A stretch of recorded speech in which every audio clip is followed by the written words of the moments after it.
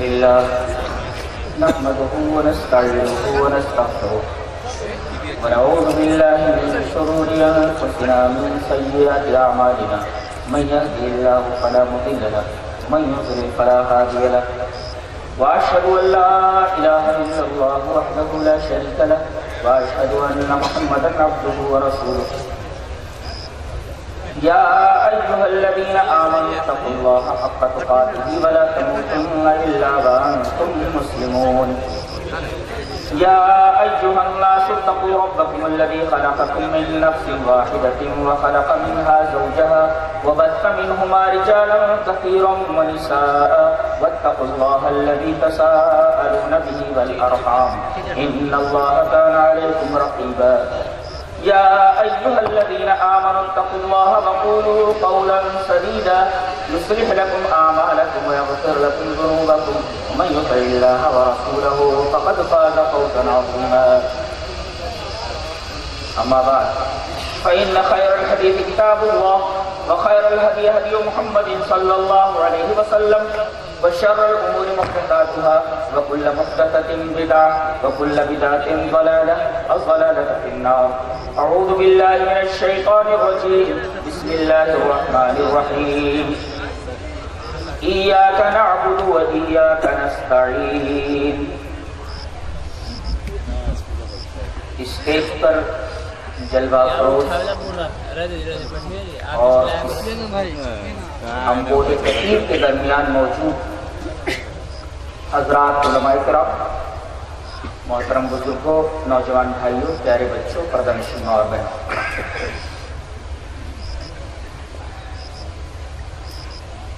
آج مجھے توحید کے موضوع پر گفتگو کرنی ہے۔ اس کے لیے میں نے قرآن حکیم کی ماں،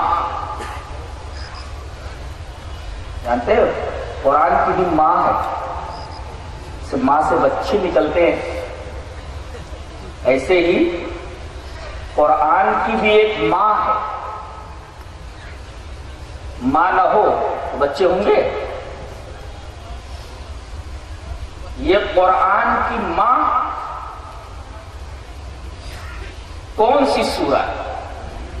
یہ وہی سورہ ہے جس کے پڑھے بغیر نہ تو مقتدی کی نماز ہوتی ہے نہ امام کی نماز ہوتی ہے۔ دلیل یہ حدیث پاک، وعن عبادہ بن الصامت رضی اللہ تعالی عنہ قال صلی رسول اللہ صلی اللہ علیہ وسلم الصبح فثقلت علیہ القراءۃ فلما انصرف قال انی اراکم تقرؤون وراء ایمانکم قلنا یا رسول اللہ ای واللہ قال قلنا یا رسول اللہ ای واللہ قال لا تفعلوا الا بأم القرآن فإنه لا صلاة لمن لم يقرأ بها رواه الترمذی فی کتاب الصلاۃ۔ حضرت امام ترمذی شریف کے اندر کتاب الصلاۃ کے اندر یہ روایت ایسے ہی لائے ہیں اور راوی اس روایت کے حضرت عبادہ بن صامت ہیں۔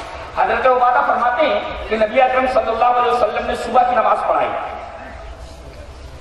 تو آپ نماز میں قرات زور سے کر رہے ہیں، جہرن کر رہے ہیں، پیچھے صحابہ کرام بھی زور زور سے قرات کر رہے ہیں، تو آپ کے اوپر قرات دشوار ہو گئی۔ بھئی ایک آدمی زور زور سے پڑھ رہا اور پیچھے بھی لوگ پڑھنے لگے تو ظاہر ہے کہ پڑھنے والے کو دشواری تو ہوگی۔ جیسے تیسے کر کے نبی اکرم صلی اللہ علیہ وسلم نے نماز ختم کی۔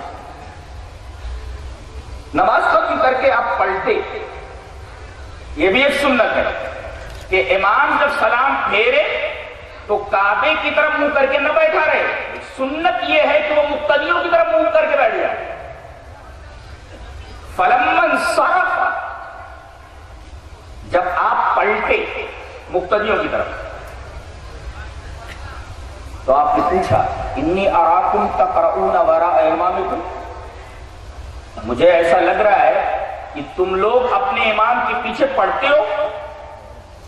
قال، راوی کہتے ہیں قلنا یا رسول اللہ ای واللہ، ہم تمام صحابہ کرام جو اس وقت موجود تھے ان یونیسن بیک زبان یہ کہا یا رسول اللہ ای واللہ، اے اللہ کے رسول یقیناً ہم آپ کے پیچھے پڑھتے ہیں. آپ نے فرمایا لا تفعلوا الا بأم القرآن، پڑھو تو صرف قرآن کی ماں پڑھو. ام القرآن قرآن کی ماں، لیکن اس کا نام بھی بتائے گا. لا تفعلوا الا بأم القرآن، سورہ فاتحہ پڑھ لیا کرو، اس کے علاوہ کچھ مت پڑھو. کیوں؟ فَإِنَّهُ لَا صَلَاةَ لِمَن لَّمْ يَقْرَأْ بِهَا، اس لیے کہ جو سورہ فاتحہ نہیں پڑھتا اس کی نماز ہی نہیں ہوتی. یہ بات آپ نے کس سے کہی؟ پیچھے جو مقتدی تھے صحابہ کرام سے، ان سے کہا آپ نے کہ جو آدمی نماز میں سورہ فاتحہ نہ پڑھے، چاہے وہ امام ہو چاہے پیچھے اقتدا کرنے والا ہو، مقتدی ہو، کسی کی نماز نہیں ہوتی. تو تم لوگ ام القرآن پڑھ لیا. یہ اسی ام القرآن کی ایک آیت ہے. اور آپ اگر غور کریں، سورہ فاتحہ اپنے سامنے رکھ لیں تو آپ کو ایسا لگے گا جیسے اس پوری سورہ کریمہ میں یہ آیت کریمہ ایسے جڑی ہوئی ہو جیسے انگوٹھی میں نگین ہے. بسم اللہ الرحمن الرحیم الحمدللہ رب العالمین الرحمن الرحیم مالک یوم الدین. تین آیتیں کر گئی اور اس کے بعد بیچ میں یہ آیت ایاک نعبد و ایاک نستعین، اور اس کے بعد تین آیتیں، کل 7 آیتیں. وَلَقَدْ آتَيْنَاكَ سَبْعًا مِنَ الْمَثَانِِ وَالْقُرْآنِ الْعَظِيمِ، اے ہمارے حبیب ہم نے آپ کو 7 آیتیں دی ہیں جو بار بار پڑھی جاتی ہیں. تو ان 7 آیتوں میں یہ آیت کریمہ اس طرح جڑی ہوئی ہے جیسے انگوٹھی میں نگینا. اور میں تو کہتا ہوں کہ اگر اس سورہ کریمہ سے اس آیت کریمہ کو نکال لیا جائے تو پوری سورہ کریمہ کا کوئی مطلب نہیں، اور سورہ کریمہ کا کوئی مطلب نہیں تو پورا قرآن کا کوئی مطلب نہیں. سمجھ میں بات آئی؟ اس آیت کو اگر سورہ فاتحہ سے نکال دیا جائے تو سورہ فاتحہ کا کوئی مطلب نہیں. اتنی عظیم الشان آیت ہے. آج ہم اس پوری آیت کے اوپر بحث نہیں کریں گے، بلکہ آپ غور کریں تو اس آیت کریمہ میں 2 سینٹینسز ہیں، 2 جملے. ہم پہلے جملے کے اوپر بحث کریں گے اور اسی کے اوپر ہماری گفتگو چلتی رہے گی جب تک اللہ چلاتا رہے. پہلا ٹکڑا ہے ایاک نعبد اور دوسرا ٹکڑا وَإِيَّاكَ نَسْتَعِينُ. تو ہم وَإِيَّاكَ نَسْتَعِينُ سے بحث نہیں کریں گے. آج ہم اس سورہ کریمہ کی اس عظیم الشان آیت کریمہ کے فرسٹ سینٹنس، پہلی آیت، اس آیت کریمہ کے پہلے ٹکڑے کے اوپر گفتگو کریں گے. آئیے اس کا ترجمہ دیکھ لیتے ہیں. ترجمہ کروں؟ ہم تیری عبادت کرتے ہیں. ترجمہ صحیح ہے؟ غلط ہے. ہم تیری عبادت کرتے ہیں. ترجمہ صحیح ہے؟ غلط ترجمہ ہے. ہم تیری عبادت کرتے ہیں، اس کا مطلب ہو سکتا ہے ہم دوسرے کی بھی عبادت کرتے ہیں. ایک شبہ ہے. اچھا اب ہم ترجمہ کرتے ہیں ہم تیری بھی عبادت کرتے ہیں. ترجمہ صحیح ہے؟ بیوی یہ کہے میں تیری بھی بیوی ہوں، جوتے مار کر کے شوہر کو گھر سے نکال دے گا. تو ہم تیری عبادت کرتے ہیں، یہ ترجمہ غلط. ہم تیری بھی عبادت کرتے ہیں، یہ ترجمہ بھی بالکل غلط ہے. یہ تو ایسے ہوا بیوی یہ کہے میں تیری بھی بیوی ہوں، یعنی کسی اور کی بھی ہوں. بلکہ ترجمہ یہ ہوگا ہم تیری ہی عبادت کرتے ہیں. یہ ترجمہ صحیح ہوا. ہم تیری عبادت کرتے ہیں، ترجمہ صحیح نہیں. ہم تیری بھی عبادت کرتے ہیں، ترجمہ صحیح نہیں. ہم تیری ہی عبادت کرتے ہیں، یہ ترجمہ صحیح ہے. اور بات جب آ ہی گئی ہے ہم تیری بھی عبادت کرتے ہیں ہی، تو آئیے اس موقع پر امام بخاری رحمت اللہ علیہ کتاب التوحید کے اندر ایک روایت لاتے ہیں بڑی عجیب و غریب، وہ پڑھ لے پڑھیں ساس روک لو اس پڑھ رہا حدیث اس طرح وان وراد کاتب المغیرة عن المغیرة قال قال سعد بن عبادة رضی اللہ تعالیٰ عنہ لو رأيت رجلا مع امرأتي لضربته بالسيف غير مصفح فبلغ ذلك رسول الله صلى الله عليه وسلم فقال أتعجبون من غيرة سعد والله لأنا أغير والله أغير مني ومن أجل غيرة الله حرم الفواحش ما ظهر منها وما بطن ولا أحد أحب إليه الأنظر من الله ومن أجل ذلك بعث المبشرين والمنذرين ولا أحد أحب إليه المدحة من الله ومن أجل ذلك بعث الله الجنة رواه البخاري في كتاب التوحيد. حضرت امام بخاری اس حدیث پاک کو ایسے ہی کتاب التوحید کے اندر لائے، ایک صفحے کی پوری روایت تھی پڑھ دی گئی. اب غور سے سنو، پوری حدیث میں کہیں توحید کا ذکر نہیں ہے، توحید کی تے موجود نہیں ہے اور شرک کی شین موجود نہیں ہے، لیکن امام بخاری سے کتاب توحید میں لائے. عجیب بات نہیں ہے، پوری حدیث میں توحید کی تے اور شرک کی شین موجود نہیں ہے. اس کے باوجود حضرت امام بخاری اس حدیث کو کتاب التوحید میں لا رہے ہیں. کیوں لائے ہیں اس کو؟ ترجمہ دیکھ لیجیے. مغیرہ ابن شعبہ فرماتے ہیں کہ حضرت سعد بن عبادہ نے ایک دفعہ کہا، یہ مشہور صحابی حضرت سعد بن عبادہ، کہ اگر میں کسی غیر مرد کو اپنی بیوی کے ساتھ تنہائی میں دیکھ لوں، لو رأیت رجلا مع امرأتی، اگر میں کسی غیر مرد کو اپنی بیوی کے ساتھ تنہائی میں دیکھ لوں تو لضربته بالسیف، I will kill both of them یا I will kill him، میں اسے مار دوں گا، ختم کروں گا اپنی تلوار سے. لضربته بالسیف، اپنی تلوار سے میں اس کی گردن اڑا دوں گا. یہ کون بول رہے ہیں؟ حضرت سعد بن عبادہ. اچھا، یہ بات سعد بن عبادہ کی نبی کریم صلی اللہ علیہ وسلم کو پہنچی.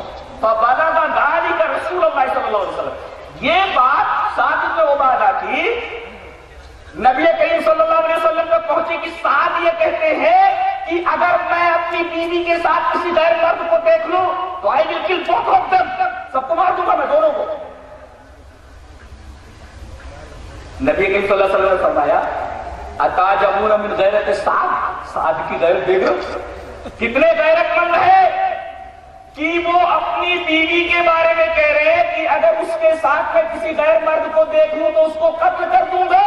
سنو، وہ یہ بات غیرت کی وجہ سے کہہ رہے ہیں، اور میں سعد سے زیادہ غیرت مند ہوں اور اللہ مجھ سے زیادہ غیرت مند. سعد غیرت مند ہے، میں سعد سے زیادہ غیرت مند اور اللہ مجھ سے زیادہ غیرت مند ہے.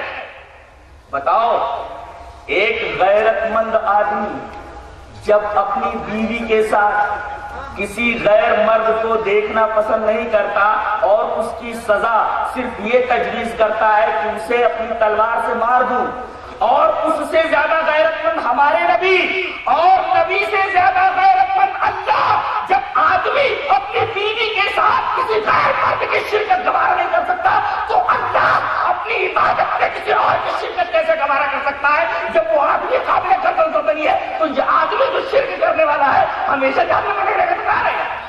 یہ مطلب ہے اس حدیث کا کتاب توحید میں لانے کا. دیکھ رہے ہیں، یہ ہے توحید.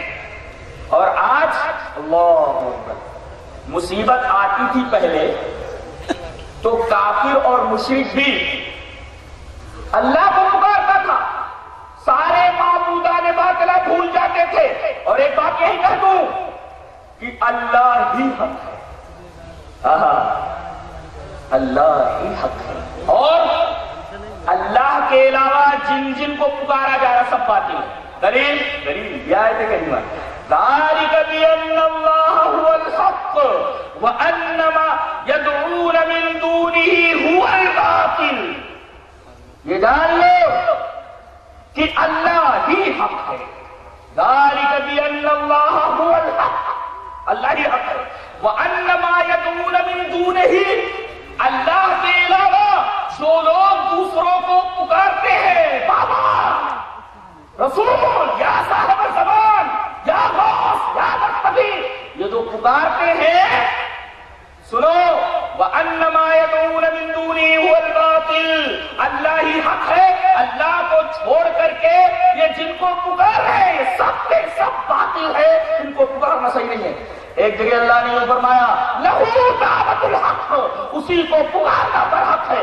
وَالَّذِينَ يَدْعُونَ مِن دُونِهِ لَا يَسْتَجِيبُونَ لَهُم بِشَيْءٍ إِلَّا كَبَاسِطِ كَفَّيْهِ إِلَى الْمَاءِ لِيَبْلُغَ فَاهُ وَمَا هُوَ بِبَالِغِهِ وَمَا دُعَاءُ الْكَافِرِينَ إِلَّا فِي ضَلَالٍ. کیا تمثیل ہے، یہ آسمانی تمثیل ہو سکتی ہے، انسان ایسی مثال نہیں دے سکتا. فرمایا گیا اسی ایک کا پکارنا مصیبتوں میں، پریشانیوں میں، دکھ سکھ میں، صرف اسی کو پکارنا برحق.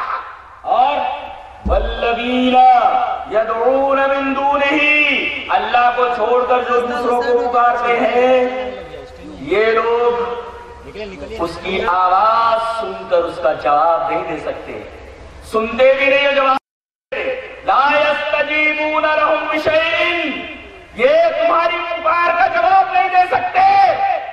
ارے تمہاری تو مثال ایسے ہے جو اللہ کو چھوڑ کر کے کسی اور کو پکارے کہ سامنے دریا بہ رہا ہو اور اس کے سامنے کوئی پیاسا ہاتھ پھیلائے کھڑا ہوا ہو، کباسط کفیہ الی الماء، پانی کی طرف اپنی ہتھیلی پھیلائے ہوا، لیبلغ فاہ، تاکہ وہ پانی اس کے منہ میں آ جائے. وما هو ببالغ، پانی کبھی اٹھ کر اس کے منہ تک نہیں آتا.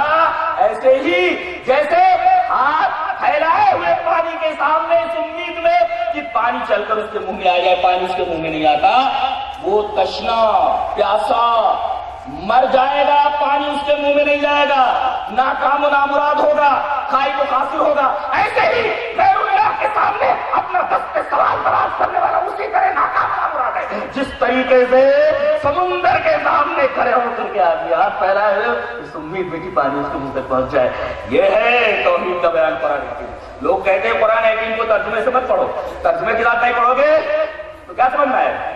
ایک کوئی کتھا ہوتا ہے کی کتاب پڑھیے کہ پڑھتے رہو، کہانی کی کتاب پڑھیے. اور میں تو یہ بولوں آج دنیا کی سب سے مظلوم کتابیں ایک گھٹیا قسم کا اخبار، 1 روپے کا، آدمی سمجھ کر پڑھتا ہے. معمولی کہانی کی کتاب آدمی سمجھ کر پڑھتا ہے. بعض لوگ یہ کہتے ہیں کہ بھئی ہمیں عربی نہیں آتی. ایک بات بولتا ہوں، اب تو تعلیم کافی آگے نکل گئی ہے.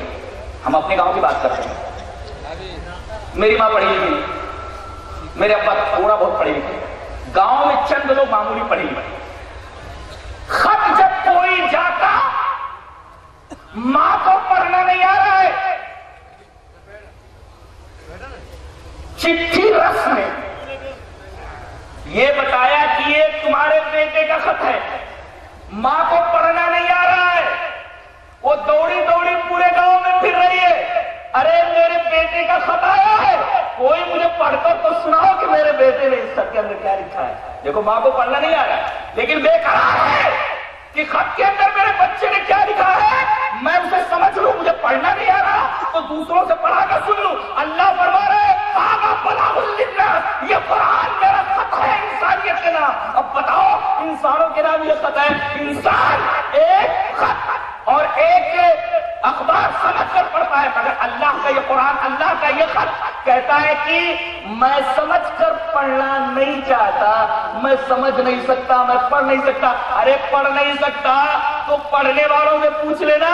بس العلم ذکر ان کنتم لا تعلمون. اگر تجھے علم نہیں ہے تو جن کو علم ہے ان کے پاس جا کر کے سمجھ لے کہ تیرے رب نے تیرے نام سے کیا خط بھیجا ہے، اس خط کے اندر کیا لکھا ہے. جب تک ماں یہ نہ جان لے کہ خط کے ایک ایک لفظ کے اندر میرے بچے نے کون کون سے جذبات، کون کون سے ایموشن اور کون سی باتیں چھپا رکھی ہیں، تب تک ماں کے دل کو قرار نہیں پہنچتا. ارے تیرے خالق نے تیرے پاس یہ خط بھیجا، تجھے قرار کیسے ہے کہ بغیر سمجھے تو اس خط کو پڑھ رہا ہے اور یہ دعویٰ بھی کر رہا ہے کہ اس کو سمجھ کر پڑھنے کی ضرورت ہے. تو ہے تیری عقل کے اوپر. اف لکم ولما تعبدون. اللہ اکبر. ہم یہ کہہ رہے تھے کہ اللہ ہی ذالک بأن اللہ هو الحق وأن ما يدعون من دونه هو الباطل. اللہ کے علاوہ جن جن کو پکارتے ہیں سب باطل. ایک آیت کریمہ بہت دنوں کے بعد کوئی سمجھ گیا. چلو آیت کریمہ پہلے پڑھتے ہیں. اللہ نے فرمایا انک لا تسمع الموتى ولا تسمع الصم الدعاء اذا ولوا مدبرين. تم مردوں کو نہیں سنا سکتے اور تم بہروں کو نہیں سنا سکتے. یہ بات تو سمجھ میں آئی کہ تم مردوں کو نہیں سنا سکتے, بات ختم ہو گئی تھی. دوسرا ٹکڑا جو ہے تم بہروں کو نہیں سنا سکتے, یہ بات میری سمجھ میں نہیں آ رہی کہ اللہ نے کہہ دیا تم مردوں کو نہیں سنا سکتے, بات ختم ہو گئی. پھر یہ کہنا کہ تم بہروں کو نہیں سنا سکتے, یہ بات سمجھ میں نہیں آ رہی. غور کرنے کے بعد یہ عقدہ اس طرح کھلا کہ انک لا تسمع الموتى یہ دعویٰ ہے اور ولا تسمع الصم الدعاء اسی دعوے کی دلیل ہے. دعویٰ یہ ہے کہ تم مردوں کو نہیں سنا سکتے, دلیل یہ ہے کہ تم بہروں کو نہیں سنا سکتے. پوچھا جائے تو کون بھائی؟ بولے بہرا, ڈیف یو آر. اچھا ٹھیک ہے, تو یہ بہرا ہاتھ سے کام کر سکتا ہے؟ کر سکتا ہے. پیر سے چل سکتا ہے؟ یہاں چل سکتا ہے. کھانا کھا سکتا ہے؟ یہاں کھانا کھا سکتا ہے. سانس لے سکتا ہے؟ بولے سانس لے سکتا ہے. شادی بیاہ کر سکتا ہے؟ بولے کر سکتا ہے. بچے پیدا کر سکتا ہے؟ بولے پیدا کر سکتا ہے. کیا کمی ہے اس کے اندر؟ سب کچھ تو ہے, سب کچھ تو ہے, صرف یہ آواز نہیں سن سکتا. اللہ یہ فرمانا چاہ رہا ہے کہ یہاں سب کچھ صحیح سالم ہے, صرف ایک چیز نہیں ہے, کان. ارے کان لے لوں تو نہیں سنا سکتے, جان لے لوں تو نہیں سنا. یہ مطلب ہے نہیں سنتا. آپ تو کہتے لوگ اتنا اچھا استدلال اللہ تبارک و تعالیٰ کا کلام, مزہ نہیں ہے. ارے پہلے کے بعد تو سب کچھ ہے. اچھا ایک کے واقعہ سنا دوں, اس کے بعد سمجھ میں آ رہا ہے. آدمی جب بہت بوڑھا ہو جاتا ہے تو سب سے زیادہ بوجھ کس کے اوپر لگنے لگتا ہے؟ بہو کے اوپر. بیٹا کھانستا رہتا ہے, بہو ہاں بابا ڈالا نا بیٹا, لا رہی. تھوڑی دیر بعد پانی لانا بیٹا. سب سے زیادہ بوجھ یہ بنا ہوا ہوتا ہے بہو کے اوپر. بیٹا تو آفس وغیرہ چلا جاتا. ایک دفعہ یہ بوڑھا بے حس و حرکت ہو گیا. بہو آئی, دیکھ ابا, کچھ آواز نہیں, ابا آواز نہیں. بہت خوش ہو رہی ہے, کنٹرول کر کے دیکھ رہی ہے, سانس وانس بالکل نہیں چل رہی ہے, بہت خوش ہو گئی. کہا کہ اب تابوت میں آخری کیل اس طرح ٹھوک دے کہ کسی ڈاکٹر کو بلا لیں, وہ معاملہ کلیئر کر دے کہ با حیات ہے کہ بے حیات. ڈاکٹر آیا, پیر دیکھا, گھر والے سب جمع. کہا کہ اس کے پیر بالکل پہلے جیسے, یہ آنکھیں بالکل پہلے جیسی, سر بالکل ویسے, ہاتھ بالکل ویسے. جھجلا کر کے بہو نے کہا ارے ڈاکٹر صاحب جب سب کچھ ٹھیک ہے تو گڑبڑی کیا ہے؟ کہا صرف جان نکل گئی ہے. کیا صرف جان نکل گئی ہے؟ ارے وہی تو اصل ہے, وہی تو اصل ہے, جان کا نکل جانا. بقیہ ساری چیزیں اگر ویسی کی ویسی تو اس سے کیا فرق پڑتا ہے؟ تو اللہ یہ فرما رہا ہے کہ تم مردے کو نہیں سنا سکتے اس لیے کہ ہم نے اس کا سب کچھ لے لیا, لیکن بہرا اس کے اندر جان تو ہے, ہاتھ تو کام کر رہے ہیں, پیر تو کام کر رہے ہیں. تو تم مردوں کو نہیں سنا سکتے دعویٰ اس لیے کہ تم بہروں کو نہیں سنا سکتے. یہ اس کی دلیل کہ اگر کان لے لوں تو نہیں سنا سکتے, اگر جان لے لوں تو کیسے سناؤ گے؟ اور یہی بات بات اللہ تبارک و تعالیٰ نے سورہ احقاف میں ارشاد فرمائی وَمَنْ أَضَلُّ مِمَّنْ يَدْعُو مِن دُونِ اللَّهِ مَن لَّا يَسْتَجِيبُ لَهُ إِلَىٰ يَوْمِ الْقِيَامَةِ وَهُمْ عَن دُعَائِهِمْ غَافِلُونَ۔ اس آدمی سے زیادہ کون گمراہ ہو سکتا ہے جو ایسے لوگوں کو پکارتا ہے اپنے دکھ سکھ میں جو اس کی بات کا جواب نہ دے سکیں، وَهُمْ عَن دُعَائِهِمْ غَافِلُونَ، اور وہ اس کی پکار سے غافل ہوں۔ اس کا مطلب یہ ہے کہ ہماری آواز لوگوں تک نہیں پہنچ رہی ہے تو پکارنا ہے تو ہمیں زندہ و جاوید ہستی سے، جو زندہ ہے، ہمیشہ رہنے والی ہے، لا زوال ہے، انمٹ ہے، ہمیشہ سے ہے، ہمیشہ رہے گی، اسی کا نام توحید ہے۔ سمجھ گئے؟ اسی کا نام توحید ہے۔ آج کل نئے نئے نعرے ہیں، یا غوث اعظم، یا دستگیر، اسی طریقے سے ادرکنی یا صاحب الزمان۔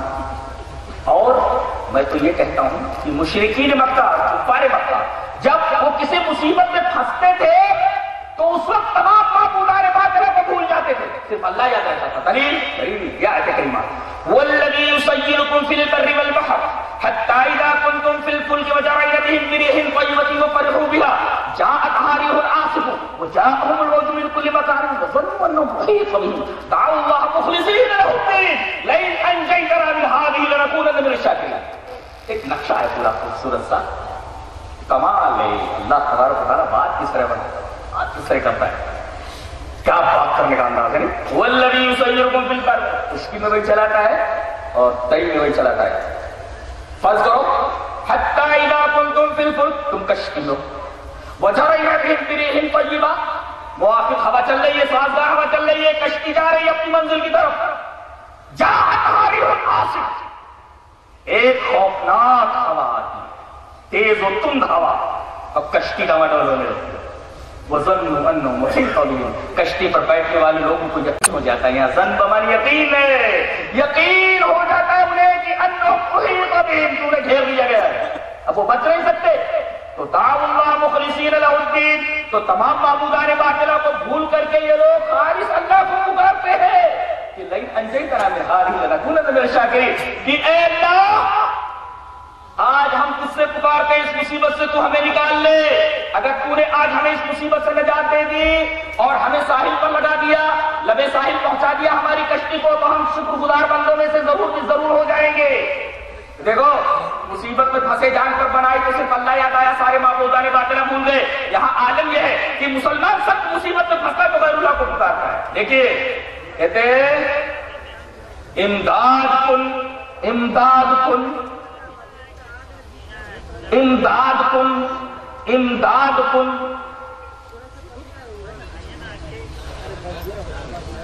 نہ جانے کس کس انداز سے لوگ پکارتے ہیں، یعنی بیان نہیں کیا جا سکتا کہ مصیبت میں بھی لوگ اللہ تبارک و تعالیٰ کو چھوڑ کر کے نہ جانے کن کن لوگوں کو پکارتے ہیں۔ اسی پکارنے کا نام شرک ہے، خاص طور سے جان لو یہی ہے شرک، اس لیے کہ دعا عبادت ہے اور عبادت میں شرکت اللہ تبارک و تعالیٰ کو گوارا نہیں۔ حدیث آپ نے دیکھی کہ جب آدمی اپنی بیوی میں کسی کی شرکت گوارا نہیں کر سکتا تو اللہ تبارک و تعالیٰ اپنی عبادت میں کسی کی شرکت گوارا کیسے کر سکتا ہے؟ ایک بات غور سے سنو، سب غور سے اور لے کر کے جاؤ،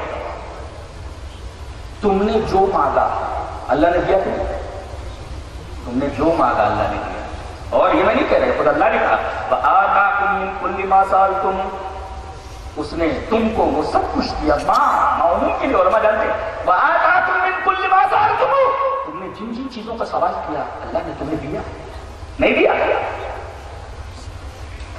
ماں کے پیٹ میں تھے، ایک نلی لگا دی پیٹ میں، کھانا منہ سے نہیں دے رہا ہے، پیٹ سے دے رہا ہے، اس لیے کہ وہ کھانا غلاظت ہے، وہی جو ہر مہینہ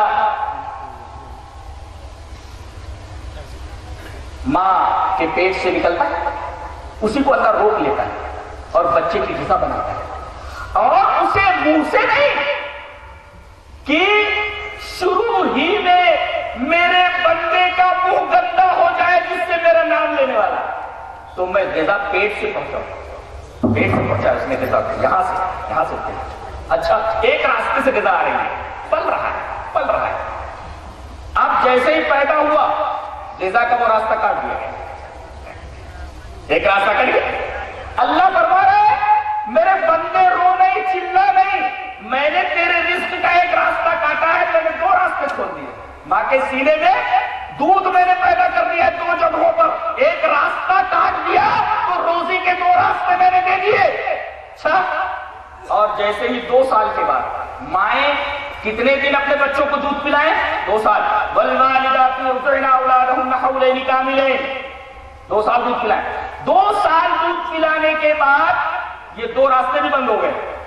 اللہ فرما رہا ہے میرے بندے اب بھی رونا نہیں، میں نے 4 راستے دے دیے، 2 ہاتھ 2 پیر۔ کیا اے میرے بندے، میری زمین وسیع ہے، دیکھو ماں کے پیٹ میں اس نے تمہارا خیال رکھا، باہر آئے چلنے پھرنے کے قابل نہیں تو اس نے تمہارا خیال رکھا، ابھی تم کمانے کھانے کے لائق نہیں تھے، تمہارا خیال رکھا، اور کمانے کھانے کے لائق ہوئے تو کمانے کھانے کے ذرائع بھی تمہیں دے دیے، اور تم کہتے ہو کہ تمہاری دکان تمہیں روزی دیتی ہے، پتا نہیں۔ اور اس کی وجہ سے، روزی کی وجہ سے تم اللہ کی عبادت چھوڑ دیتے ہو۔ اور ایک نکتہ عجیب بتاؤں کہ روزی کو اور توحید کو ایک ساتھ ذکر کیا گیا ہے اسی حقیقت کو واضح کرنے کے لیے، نکتہ ہے، ذہن نشین کرو۔ وَمَا خَلَقْتُ الْجِنَّ وَالْإِنسَ إِلَّا لِيَعْبُدُونَ، بات باری آئے، وَمَا خَلَقْتُ الْجِنَّ وَالْإِنسَ إِلَّا لِيَعْبُدُونَ مَا أُرِيدُ مِنْهُمْ مِنْ رِزْقٍ وَمَا أُرِيدُ أَنْ يُطْعِمُونِ إِنَّ اللَّهَ هُوَ الرَّزَّاقُ ذُو الْقُوَّةِ الْمَتِينُ۔ آپ دیکھ رہے ہیں توحید عبادت کے بعد فوراً رزق کا تذکرہ ہے، کوئی مطلب نہیں ہے صحیح ترتیب کا کہ بھائی اللہ نے اپنی توحید پہلے بیان کی، اپنی توحید اس کے بعد روزی کا۔ وہی شاعر نے کہا ہے خدا کو بھول گئے لوگ فکر روزی میں، خیال رزق میں رزاق کا خیال نہیں۔ دیکھو جس نے ماں کے پیٹ میں تمہیں غذا پہنچائی، باہر نکلے کمانے کھانے کے لائق نہیں تھے، تمہارے لیے تمہاری روزی کے 2 راستے سے، تو تم نے جو مانگا سب کچھ تمہیں دیا، برابر؟ اب سنو، اس نے جو کچھ مانگا تمہیں سب دیا، اب وہ بھی ایک ہی چیز مانگ رہا، دوسرا کچھ نہیں، ایک ہی چیز مانگ رہا ہے وہ، اور کہہ رہا ہے کہ یہ وہ چیز ہے جو مجھے ہی کو دینا ہے، کسی اور کو مت دینا۔ کسی کا نام داری، یہ بات اگر سمجھ میں آ گئی تو تقریر سمجھ میں آ گئی۔ اللہ نے تمہیں سب کچھ دیا جو تم نے مانگا، اب اللہ نے تم سے ایک چیز کا مطالبہ کیا، کہا کہ وہ تم مجھے دے دو، کسی اور کو مت دینا۔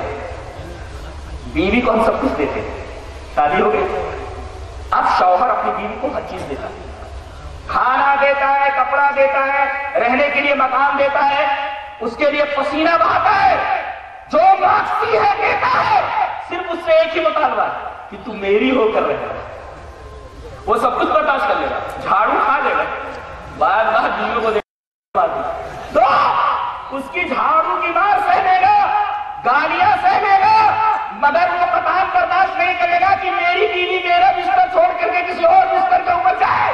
اللہ کا مطالبہ یہی ہے کہ میرے بندے جو تو مانگا میں سب کچھ دینے کے تیار ہوں، تجھ سے ایک چیز مانگ رہا ہوں، مجھے بھی دینا، کسی اور کو مت دینا، ایاک نعبد و ایاک نستعین، کسی کو مت دینا، مجھے نہیں دینا، کسی اور کو مت دینا، وہ ہے میری بندگی۔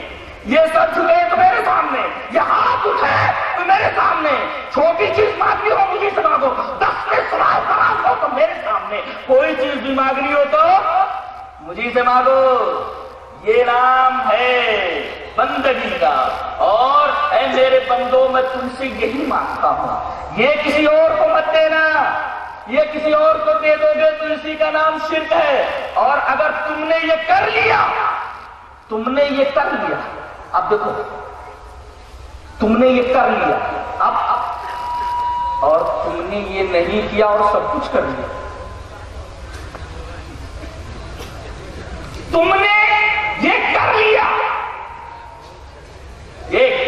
تم نے یہ نہیں کیا اس کے بعد سب کچھ کر لیا۔ اب سنو، اللہ فرما رہا ہے اگر تم نے یہ کر لیا، میری بندگی میں کسی کو شریک کر لیا، تو میں نے کہا مجھے کو دینا ہے۔ ان اللہ لا یغفر ان یشرک بہ ویغفر ما دون ذلک لمن یشاء، اللہ سارے گناہوں کو بخش دے گا مگر شرک کرنے والے کو نہیں بخشے گا۔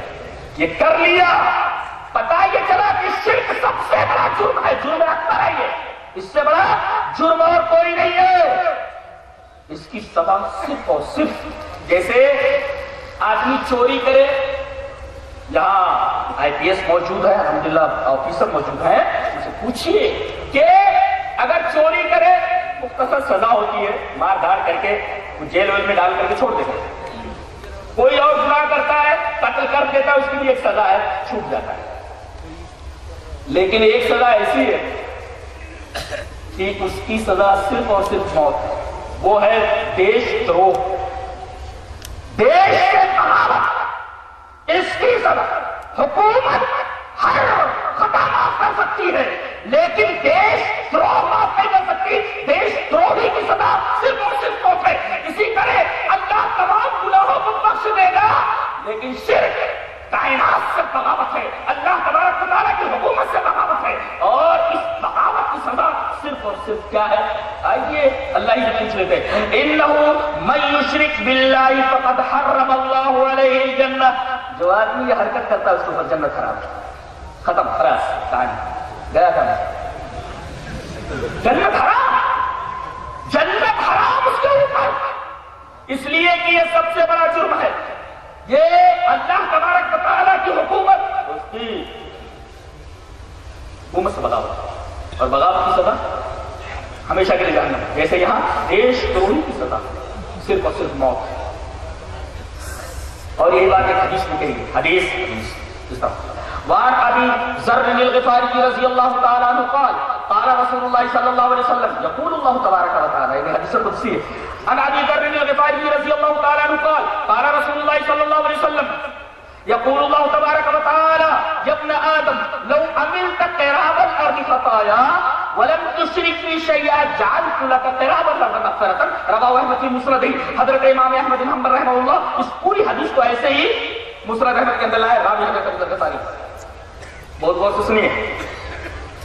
حضرت ابو ذر غفاری فرماتے ہیں کہ اللہ کے رسول صلی اللہ علیہ وسلم نے فرمایا، اور اللہ کے رسول صلی اللہ علیہ وسلم فرماتے ہیں کہ اللہ فرماتا ہے۔ اس کا مطلب حدیث کی سند اگر صحابی پر رک جائے تو حدیث موقوف، اور حدیث کی سند اگر نبی پر رکے حدیث مرفوع، اور اگر حدیث کی سند نبی کریم صلی اللہ علیہ وسلم سے انہانس ہو کر کے آگے بڑھ کر کے اللہ تبارک و تعالیٰ تک پہنچے تو حدیث حدیث قدسی بن جاتی ہے۔ اللہ فرماتا ہے کہ یا ابن آدم، اے آدم کی اولاد، اے میرے بندو، لو عملت قراب الارض خطایا، اگر تم زمین بھر کر گناہ کر کے آؤ، ہاں اگر تم زمین بھر کر گناہ کر کے، لو عملت قراب الارض خطایا، اگر تم زمین بھر کر گناہ کر کے آؤ، ولم تشرک بی شیئا، اور تم نے میرے ساتھ شرک نہیں کیا ہوگا، تو تم زمین بھر کے گناہ لے کر کے آؤ، جعلت لک قراب الارض مغفرۃ، میں زمین لے کر مغفرت لے کر آتا ہوں، زمین لے کر، زمین بھر کر گناہ لے کر گیا، لیکن شرک کر کے نہ، تو میں زمین بھر پر مغفرت لے کر کے آتا ہوں۔ ایک طرف زمین بھر کر گناہ، دوسری طرف زمین بھر کر مغفرت ہے، اور آدمی نے شرک نہیں کیا۔ تو وہ بات میں نے کہی تھی کہ اس نے یہ کر لیا، اس کی سزا ہمیشہ جانے گی۔ اچھا، اس نے یہ نہیں کیا، سب کچھ کر لیا، زمین بھر کر گناہ کر لیا، اللہ فرما رہا ہے یہ نہ کرنے کے بعد سب کچھ کر کے آیا ہے، تو جال تو لگا قراب الارض کر سکتے، یہ تین چیزیں یاد رہنی چاہیے۔ ہاں، یہ کر لیا، اس کی سزا کیا ہے، اور یہ نہیں کیا، کر لیا سب کچھ۔ اس حدیث کے اندر بتا دیا گیا کہ وہ نہیں کیا، یعنی شرک نہیں کیا، اور زمین بھر کر کے گناہ لے کر کے آیا۔ حدیث قدسی میں ہے کہ اللہ فرماتا ہے کہ میں زمین بھر کر مغفرت تیرے لیے لے کر کے آتا ہوں۔ اسی وجہ سے شرک سب سے بڑا گناہ، اس سے بڑا کوئی گناہ نہیں۔ آئیے وہ آیت کریمہ دیکھ لیتے ہیں، اس کے بعد اس آیت کریمہ کی تفسیر جسے امام بخاری کی تفسیر ملا ہے، وہ حدیث پڑھتے ہیں۔ پہلے وہ آیت کریمہ دیکھ لیتے ہیں۔ وَإِذْ قَالَ لُقْمَانُ لِابْنِهِ وَهُوَ يَعِظُهُ يَا بُنَيَّ لَا تُشْرِكْ بِاللَّهِ إِنَّ الشِّرْكَ لَظُلْمٌ عَظِيمٌ۔ بچہ بیٹھا ہوا ہے، حضرت لقمان میرے بچے ایک نصیحت کر رہا ہے، غور سے سن، لا تشرک باللہ، اللہ کے ساتھ کبھی شریک مت کرنا۔ یہ بچے سے بول رہے ہیں، ایک حقیقت یہ معلوم ہوگا کہ یہ بڑوں کے سمجھنے کی تو چیز ہے ہی، یہ اتنی آسان چیز ہے، اگر بچوں کو سمجھائی جائے تو بچوں کو سمجھنا ہے نہیں، رقیب نہیں، میرا بیٹا بچہ، اس کا مطلب شرک کوئی گنجلک چیز نہیں ہے کہ سمجھایا جائے تو لوگوں کی سمجھ میں نہ آئے، وہ اپنے بچوں کو سمجھا رہے ہیں۔ اس کا مطلب یہ ہوا کہ شرک کو، توحید کو ایک بچے کے ذہن میں بھی اتارا جا سکتا ہے، بچے جائیں گے برات نہ سمجھ سکے. ایک بچے کو سمجھایا جاتا تھا, وہ یعظ اس کو سمجھا رہے ہیں لا تشرک باللہ, اے میرے بچے شرک مت کرنا, ان الشرک لظلم عظیم, شرک سب سے بڑا ظلم ہے, اس سے بڑا کوئی ظلم نہیں, سب سے بڑا ظلم, سب سے بڑا گناہ. اب آئیے اس آیت کریمہ کی تفسیر حدیث میں دیکھ لیتے ہیں, جیسے امام بخاری کی تفسیر میں حدیث اس طرح. وعن عبد الله بن مسعود رضی اللہ تعالی عنہ قال سألت رسول الله صلى الله عليه وسلم أي الذنب أعظم عند الله قال أن تجعل لله ندا وهو خلقك قلت إن ذلك لعظيم قلت ثم أي قال وأن تقتل ولدك تخاف أن يطعم معك قلت ثم أي قال أن تزاني حليلة جارك. رواه البخاری في کتاب التفسیر. حضرت امام بخاری حدیث پاک کو ایسے کتاب التفسیر کے اندر لائے, راوی حضرت عبداللہ بن مسعود. حضرت عبداللہ بن مسعود فرماتے ہیں کہ میں نے نبی کریم صلی اللہ علیہ وسلم سے سوال کیا کہ اے اللہ کے رسول سب سے بڑا گناہ کون سا بڑا گناہ ہے جس سے بڑا کوئی گناہ؟ نبی صلی اللہ علیہ وسلم جواب دیا ان تجعل للہ ندا وهو خلقك, اللہ کا شریک بنانا, جب اس نے تجھے پیدا کیا ہے, پیدا کرے وہ, سب کچھ دے وہ, جیسے شوہر ساری فیسلٹی اپنی بیوی کو دے اور بیوی دوسرے کے پاس چلی جائے, یہ تو ہے, یہ سب سے بڑا گناہ ہے. کہا کہ اس کے بعد اس ڈر سے اپنے بچے کو مار دینا کہ وہ تمہارے ساتھ کھائے گا. بیٹیوں کو مار دیتے لوگ, کہتے ہیں یہ تعلیم کا دور ہے, ترقی کا دور ہے. ارے پہلے جب پیدا ہو جاتی تھی بچی تب زندہ دور مور کر دیتے تھے, آج تو پیٹی میں مار دیتے تھے. کائے کی تعلیم, میں کہتا ہوں جب تک کسی تعلیم کی ناک میں وہ یہ الہی کی رکھے اللہ تعلیم بالکل دیکھا ہے. آپ تعلیم جتنی بڑھ رہی ہے کرائم سے کئی زیادہ بڑھ رہا ہے. کیوں بھائی؟ اس لیے کہ اس تعلیم کی ناک میں وہ یہ الہی کی نکیل نہیں ہے, وہ ادھر ادھر بھٹک جا رہی ہے, ادھر بھی ناک میں نکیل ہونا چاہیے تعلیم. اور آپ تعلیم کی بات کرتے ہیں 1,24,000 جتنے انبیاء ہیں تقریباً, اتنے صحابی ہیں. صحابیوں کی تعداد کتنی ہے؟ اتنے نبی ہیں. جی صحابیوں کی تعداد بتا رہا ہوں, انبیاء کی نہیں. 1,24,000 تقریباً. اور آخری صحابی کون ہے؟ ابو الطفیل عامر ابن واصلہ اللیثی. یہ کب انتقال کیے ہیں؟ میرا حافظہ اگر غلطی نہیں کر رہا ہے 110 کے اندر, 110 ہجری کے اندر یہ آخری صحابی ہے جن کا انتقال ہو رہا ہے. اس کے بعد کوئی صحابی نہیں رہا. 110 کے اندر معاملہ ختم. خیر القرون کا دور گزر چکا, پہلا خیر القرون. اچھا کیسے تھے سب؟ کمانڈر ان چیف بنا دیا, commander in chief, C M بنا دیا گیا, سی ایم, گورنر بنا دیا گورنر, قاضی بنا دیا گیا قاضی. اب کتنا بڑا, کتنی بڑی حکومت ہمارے ہندوستان میں, 10 ہندوستان کا ملک, اتنی بڑی حکومت. جانتے ہیں عرب کا رقبہ ہندوستان سے بڑا ہے, رقبہ اس کا. اور عراق فتح ہو گیا, ایران فتح ہو گیا, روم فتح ہو گیا, انڈیا کیا, افریقہ فتح ہو گیا, قیامت تک. کتنی بڑی حکومت, کتنی بڑی حکومت ہے. لیکن جو گورنر ہے وہ گورنر, جو قاضی ہے وہ قاضی ہے. جہاں جس صحابی کو ایڈجسٹ کر دیا گیا وہ حسن و خوبی اپنے فریضوں کو انجام دے رہا ہے. میں کہتا ہوں, اور یہ سب پڑھے کہاں, پڑھا کہاں؟ ایک ٹوٹی پھوٹی مسجد ہے جس کی دیوار مٹی کی ہے اور اوپر کھجور کے پتوں کی چھت ہے, اور دنوں تک اس میں دروازہ نہیں تھا, کتے آتے تو گھومتے رہتے, وہی مسجد نبوی ہے. مسجد نبوی ہے. اس میں پڑھنے والے جتنے طلبا ہیں, میرا دعویٰ ہے کہ دنیا کی تمام یونیورسٹیز مل کر کے اگر ایک صحابی کا انسان پیدا کرنا چاہے, نہیں بدل. کیوں؟ اس لیے کہ ان کو جو کچھ پڑھایا گیا ان کی تعلیم میں وحی الہی کی نقل ہر قدم. خراسان کے گورنر کے پاس سے, ان کے پاس امیر المومنین حضرت عمر رضی اللہ تعالیٰ نے خط بھیجا کہ خط افلاس سے نیچے, غریبی ریکھا سے نیچے جتنے لوگ ہیں ذرا ان کے نام بھیجے.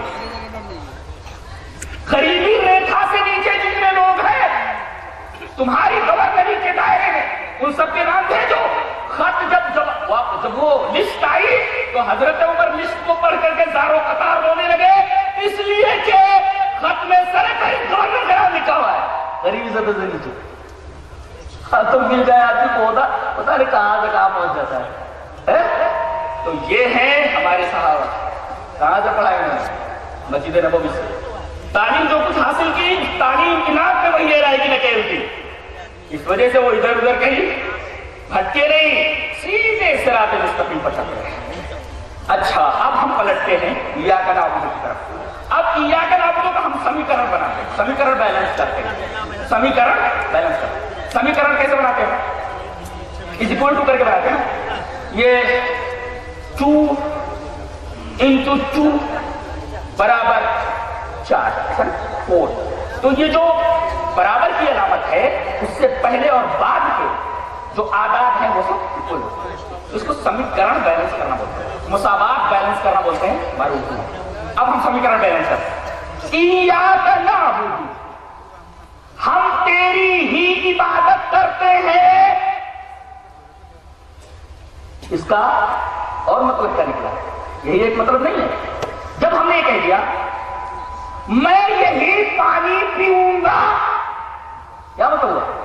میں اس گلاس کے علاوہ دوسرے گلاس کا پانی نہیں پیوں گا, یہ مطلب ہوا. تو ہم تیری ہی عبادت کرتے ہیں, یہ مثبت, یہ جملہ بتا رہا ہے کہ ہم تیرے علاوہ کسی کی عبادت نہیں کرتے ہیں. یہ ہوا, یہ دو چیزیں ہوئی. ایاک نعبد میں پازیٹو بھی ہے نیگیٹو بھی ہے, نہیں سمجھے؟ میں یہی موبائل خریدوں گا, کیا مطلب؟ اس کے علاوہ میں دوسری موبائل نہیں خریدوں, ہے نا؟ تو ایاک نعبد, ہم تیری ہی عبادت کرتے ہیں. کیا مطلب؟ ہم تیرے علاوہ کسی کی عبادت نہیں کرتے ہیں. اس چھوٹے سے جملے میں پازیٹو جملہ بھی موجود ہے اور نیگیٹو جملہ بھی موجود ہے. اب ایاک نعبد کو ایک طرف کرو کہ ہم تیری ہی عبادت کرتے ہیں اور ہم تیرے علاوہ کسی کی عبادت نہیں کرتے, اور پھر پلس کیجیے یعنی برابر کی علامت لگائیے اور اس کے بعد لکھیے لا الہ الا اللہ. تو ایاک نعبد از اکول ٹو لا الہ الا اللہ. نہیں, اس لیے کہ لا الہ الا اللہ کا مطلب کیا ہوا؟ نہیں ہے کوئی عبادت کے لائق صرف اللہ, نہیں ہے کوئی عبادت کے لائق سوائے اللہ کے, یعنی اللہ کے علاوہ کوئی عبادت کے لائق نہیں. وہاں بھی اس بات ہے اور نفی ہے, اور ایاک نعبد میں بھی اس بات اور نفی ہے. تو ایاک نعبد اور لا الہ الا اللہ سمیکرن بیلنس کیا جائے تو ایاک نعبد از اکول ٹو لا الہ الا اللہ. جو مفہوم ہے ایاک نعبد کا وہی مفہوم ہے لا الہ الا اللہ. یہ سمیکرن بیلنس ہے, اس لیے کہ دو جملے اس میں بھی نکلتے ہیں اور لا الہ الا اللہ میں بھی دو جملے نکلتے ہیں. اور عجیب بات تو یہ ہے, ایک بڑی پیاری بات سمجھ میں آئی, نہ کرو تو وہ ہاں ملے گا, نہیں سمجھے؟ کہتے سیڑھی لگانی ضروری ہے چھت پر جانے کے لیے, سیڑھی میں زینے ہوتے. اب بتائیے سیڑھی کیا وسیلہ ہے نا, خالی برابر ہے. مقصود کیا ہے؟ چھت ہے نا, چھت پر جانا. یہ سیڑھی تو فقط وسیلہ ہے, یہ وسیلہ ہے, مقصد نہیں. مقصد تو چھت پر جانا ہے. جب یہ نہ ہوگی تب وہ نہ ہوگا. سیڑھی جیسے چھوڑیں گے جب تک سیڑھی پر رہیں گے چھت پر نہیں پہنچ سکتے. سیڑھی چھوڑنا ہی پڑے گا چھت پر پہنچ گے. ارے تمہارا بول رہا نہیں سمجھ میں؟ سیڑھی پر جب تک کھڑے رہے تب تک پہنچو گے. سیڑھی کو چھوڑ دینا پڑتا ہے تب آدمی چھت پر پہنچ جائے. نہیں کرنا ہاں ہو جائے, یہ میں نے کہا نہیں کرنا پڑتا ہے تب ہاں ہوتا ہے. یہی وجہ ہے کہ پہلے چلنے میں لا ہے, نہیں کرو تبھی چلنا ملتا ہے, یہ مطلب ہے. اور یہی بات قرآن حکیم میں کہی ہے سورہ بقرہ میں. اللہ تبارک و تعالیٰ نے ترکم کے پہلے سمجھ میں کہا فَمَن يَكْفُرْ بِالطَّاغُوتِ وَيُؤْمِنْ بِاللَّهِ, جو طاغوت کا انکار کرے وہ اللہ پر ایمان لائے. پہلے طاغوت کا انکار ہے اور اس کے بعد اللہ فرما رہا سیڑھی چھوڑ تب چھت پر آئے گا. نہ سیڑھی پکڑ کر بیٹھے گا سیڑھی سیڑھی سیڑھی سیڑھی سیڑھی سیڑھی سیڑھی. ارے سیڑھی پر کھڑا رہے گا تو چھت پر کیسے جائے گا؟ سیڑھی چھوڑ جائے گا. سیڑھی کو پکڑ کر کے کیا ہوئے گا؟ سیڑھی پر جب تک قدم رہے گا تب تک چھت پر نہیں پہنچ سکتا. سیڑھی پر جب تک قدم اٹھائے گا چھت پر پہنچے گا. تو اگر نہیں کرے گا تب ہاں ہے, اور اگر وہیں ٹکا ہوا ہے سیڑھی کے اوپر کبھی بھی نہیں پہنچ سکتا. یہ مطلب ہے. تو ہمارا سمیکرن بھی بیلنس ہو گیا. ایاک نعبد از اکول ٹو لا الہ الا اللہ. اور ایک بات بولتا ہوں, بدن کے اندر وہ کون سی ایسی چیز ہے کہ اگر نکل جائے تو بدن دے گا؟ روح نا، روح نکل جائے۔ ایک بات بولتا ہوں بڑے پتے کی، کائنات کی بھی ایک روح ہے، وہ اگر نکل جائے کائنات مر جائے۔ دلیل یہ حدیث پاک۔ وعن انس رضی اللہ تعالی عنہ ان رسول اللہ صلی اللہ علیہ وسلم قال لا تقوم الساعة حتى لا يقال في الارض اللہ اللہ۔ رواہ مسلم کی کتاب الایمان، حضرت امام مسلم اس حدیث کو ایسے کتاب الایمان کے اندر ہے۔ حضرت انس فرماتے ہیں کہ رسول اللہ صلی اللہ علیہ وسلم نے ارشاد فرمایا کہ قیامت آ ہی نہیں سکتی، قیامت قائم ہو ہی نہیں سکتی جب تک زمین میں کوئی ایک بھی اللہ اللہ کہنے والا ہوگا۔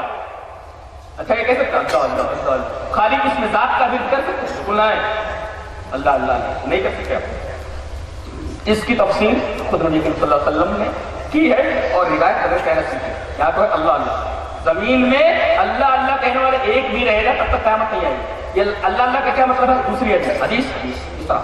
وعن انس رضی اللہ تعالی عنہ قال قال رسول اللہ صلی اللہ علیہ وسلم لا تقوم الساعة حتى لا يقال في الارض لا الہ الا اللہ۔ رواہ احمد فی مسند، حضرت امام احمد رحمہ اللہ مسند احمد کے اندر اس طرح ہے، گویا کہ مسند احمد میں مسند یہ مسلم شریف کی روایت کی تفسیر ہے۔ اللہ کے رسول صلی اللہ علیہ وسلم نے ارشاد فرمایا کہ قیامت اس وقت تک قائم نہیں ہو سکتی جب تک کہ زمین میں ایک بھی لا الہ الا اللہ کہنے والا موجود ہوگا۔ حتی لا یقال فی الارض لا الہ الا اللہ، اس کا مطلب جو لا الہ الا اللہ توحید کا کلمہ ہے، جب تک ایک بھی توحید والا اس سرزمین کے اوپر زندہ رہے گا قیامت نہیں آئے گی۔ دوسرے لوگ تو توحید والوں کے بل پر کھاتے رہے، اگر ایک ہی توحید والا نہ رہ جائے یہ کیوں مٹانے پر توحید لگے گا؟ اپنے پیر پر پراڑی مارنے کی جائے۔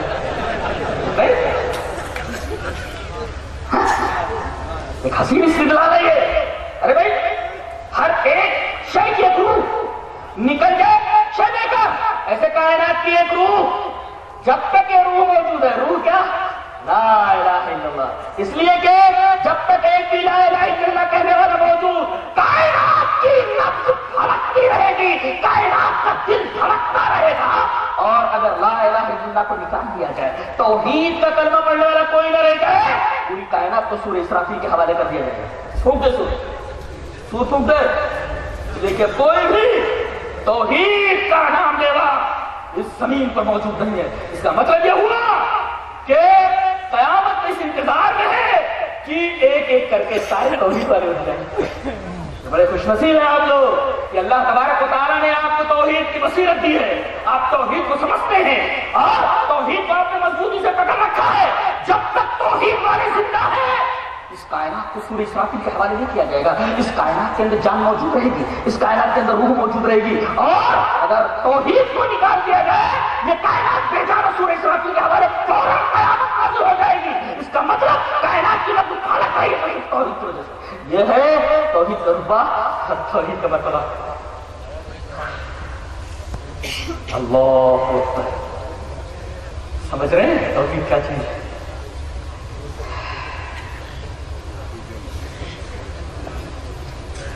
اسی وجہ سے جتنے انبیاء کرام آئے، سب سے پہلا سبق، فرسٹ لیسن، اپنے امتوں کے سامنے کیا کہیں؟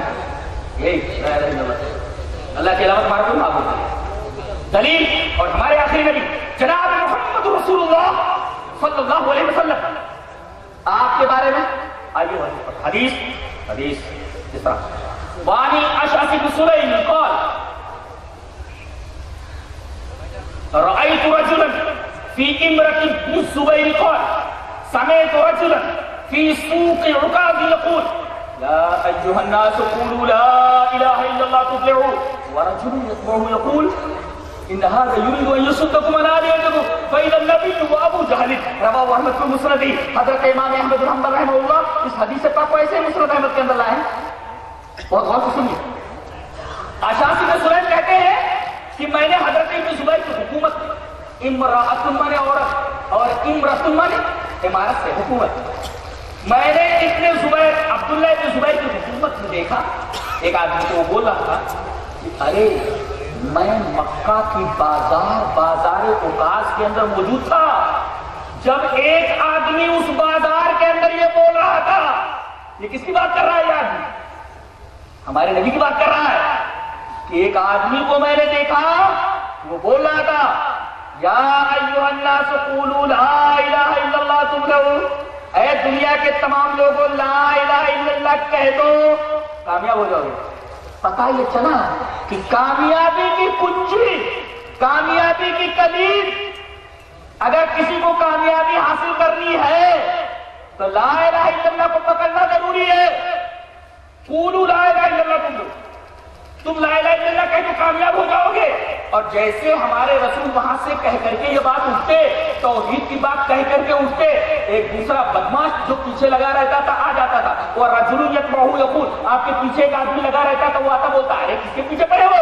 ان ھذا یرید ان یصدکم عن آلہتکم، اے یہ تم کو تمہارے معبودوں سے دور کر رہا ہے. جیسے آج کل لوگ بولتے ہیں توحید کی دعوت دو تو کہتے ہیں یہ اولیاء کی شان میں گستاخی کرتے ہیں، توحید کی دعوت دو تو کہتے ہیں انبیاء کی شان میں گستاخی کرتے ہیں، توحید کی دعوت دو تو کہتے ہیں بزرگوں کی شان میں گستاخی کرتے ہیں، اور توحید کی دعوت دو تو کہتے ہیں یہ قبر والوں کی شان میں گستاخی کرتے ہیں. ارے یہ کام تو نبی کے ساتھ بھی ہو چکا ہے. ورجل یتبعہ یقول، ایک آدمی پیچھے پیچھے بولے یہ آدمی جو ابھی گیا ہے توحید کی دعوت دے کر کے اس کا دماغ خراب ہے، پاگل ہے یہ.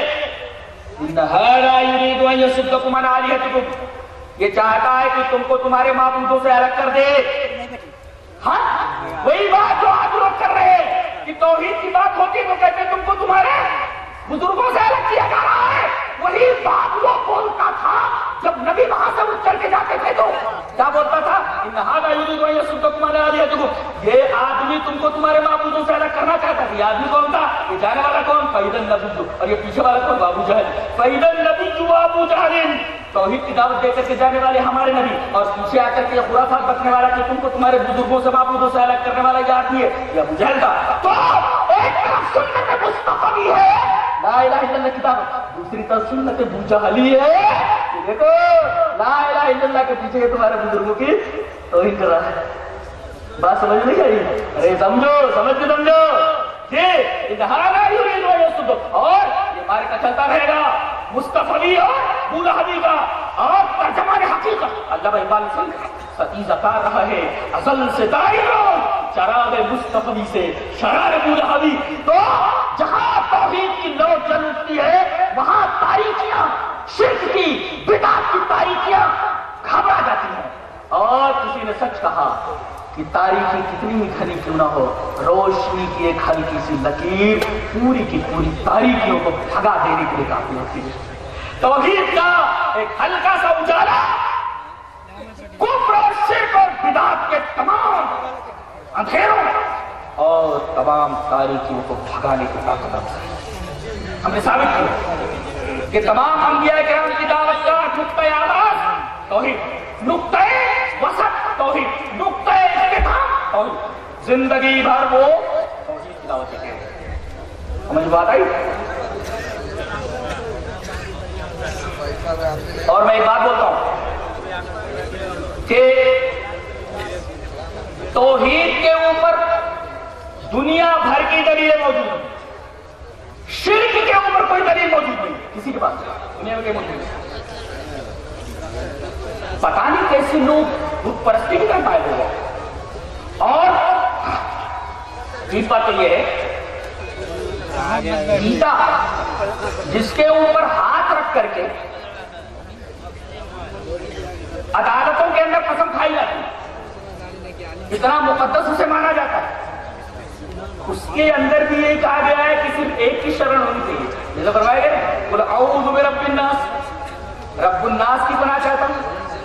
قل اعوذ برب الفلق، صبح کے رب کی پناہ چاہتا ہوں. دیکھو شدھ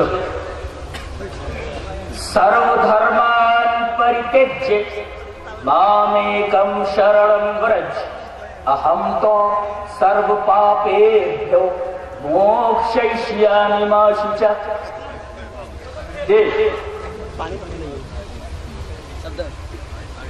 سنسکرت بیکگراؤنڈ کے اوپر میں تو بڑی اچھی نظر ہے جی، اور ادب کے اوپر بھی جی. سرو دھرمان، دھرمہ دھرمو دھرمان، دھرمم دھرمو دھرمان، धर्मेण धर्माभ्याम धर्मय धर्माय धर्माभ्याम धर्मेभ्य धर्मात् धर्माभ्याम धर्मेभ्य धर्मस् धर्मयो धर्माणाम धर्मे धर्मयो धर्मेषु। ये पूरी गर्दान है धर्म की, बराबर है? ये गर्दान है। Genius plus studious is equal to Sanskrit learner, वरना करीब भी ना जाए जी। सर्वधर्मान ये जमा है और ऑब्जेक्टिव केस है, और तीसरी सेकंड विभक्ति का तीसरा वर्ड है, समझ गए? तो सर्वधर्मान तमाम धर्मों को, ऑब्जेक्ट है ना, परित्यज्य लप प्रत्यय छोड़ दो, प्रत्यय लगा आगे आया था, लप प्रत्यय इसको बोलते। तो सर्वधर्मान परित्यज्य, तमाम धर्मों को छोड़कर, मामेकम, मेरे एक की, अहम मां मया महम में मत मम में मैं, 10 और 10 के 3 हालत है, यानी अना की मैं की 30 हालत है। कौन याद कर पाएगा?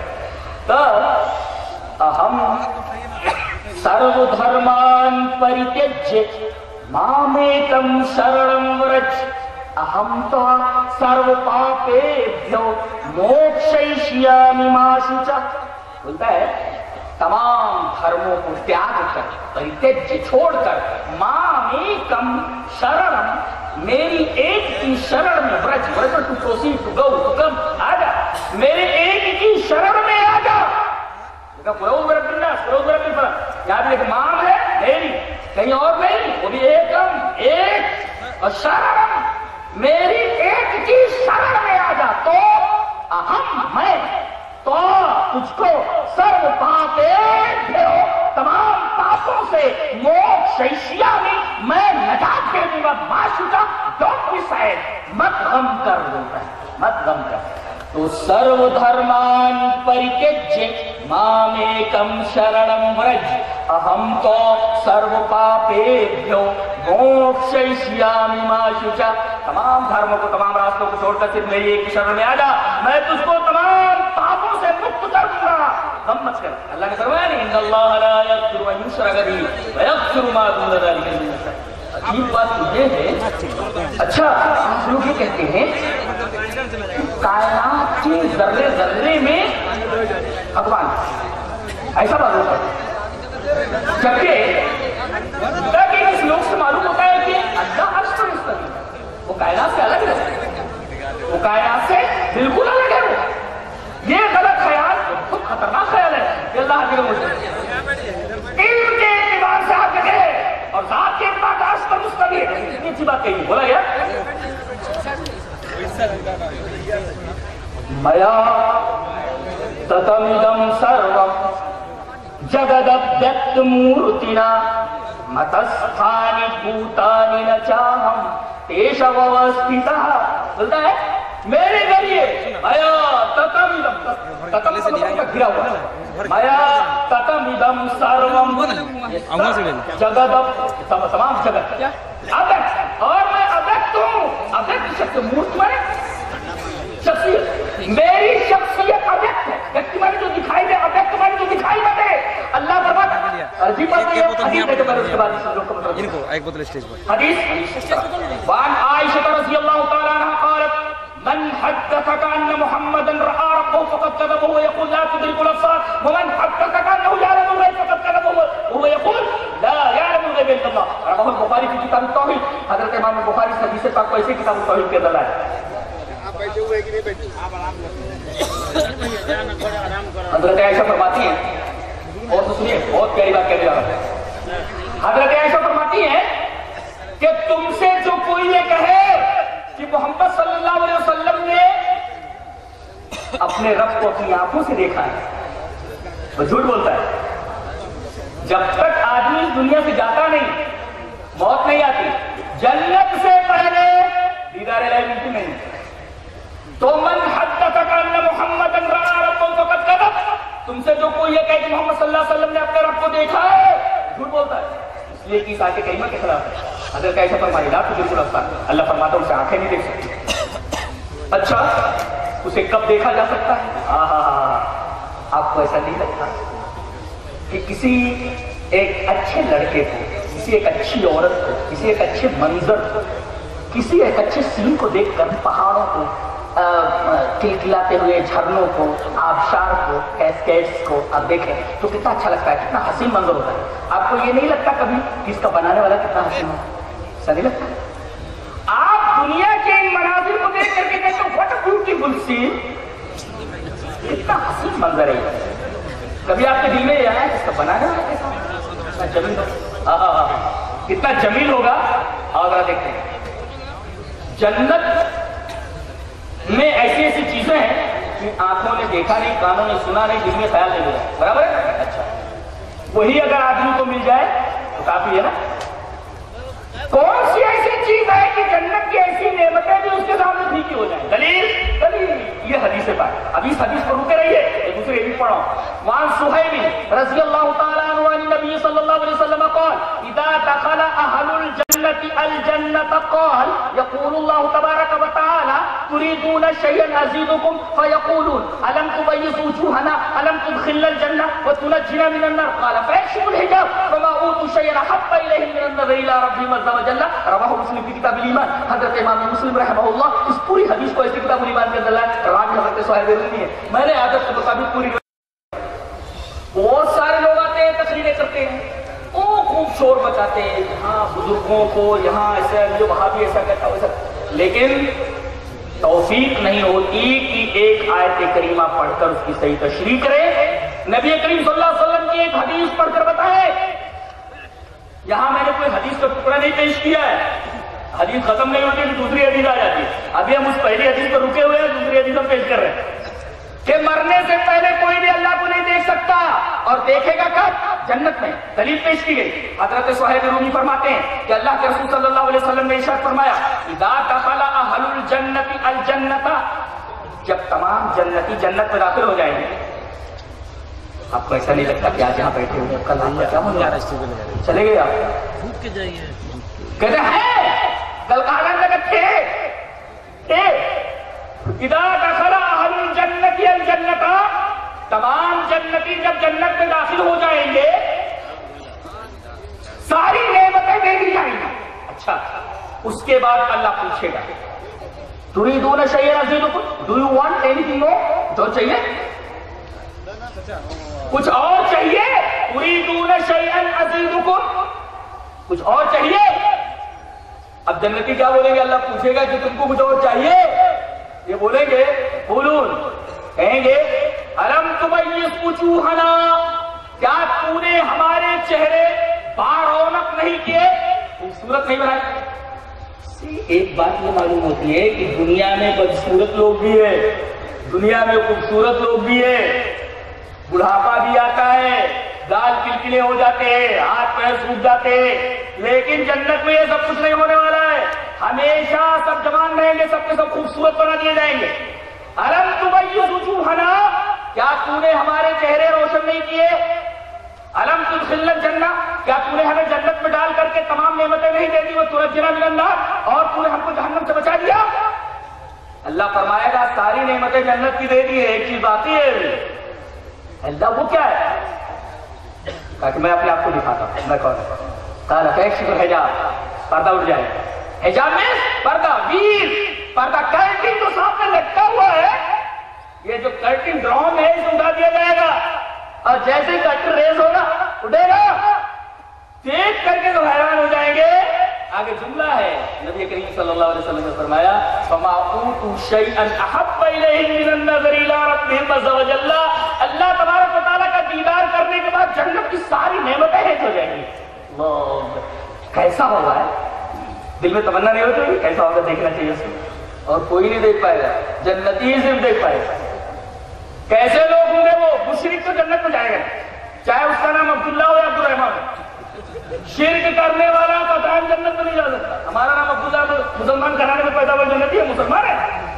عبداللہ عبدالرحمان نام رکھنے سے اور نماز پڑھ لینے سے مسلمان نہیں ہوتا کوئی آدمی، اس کی توحید پہلے صحیح ہونا چاہیے، لا الہ الا اللہ۔ اور ایک بات بولتا ہوں، نہیں سن لو، یہاں کہا گیا نبی نے کہا قولوا لا الہ الا اللہ، تم لوگ لا الہ الا اللہ کہہ دو، بس لا الہ الا اللہ کافی ہے؟ نہیں، زبان سے کہہ دینا کافی نہیں ہے۔ ہمارے یہاں ایک بنیا ہے، بنیا انتقال ہو گیا، بنیا کا بڈھے بنیا، ہم لوگ اس کو بڈھے کاکا بولتے ہیں، اس کے گھر کے اوپر کنڈا تھا، اس نے سیمنٹ سے جو کھدوا کر لکھا ہوا تھا، پرانا گھر بنا ہوا تھا،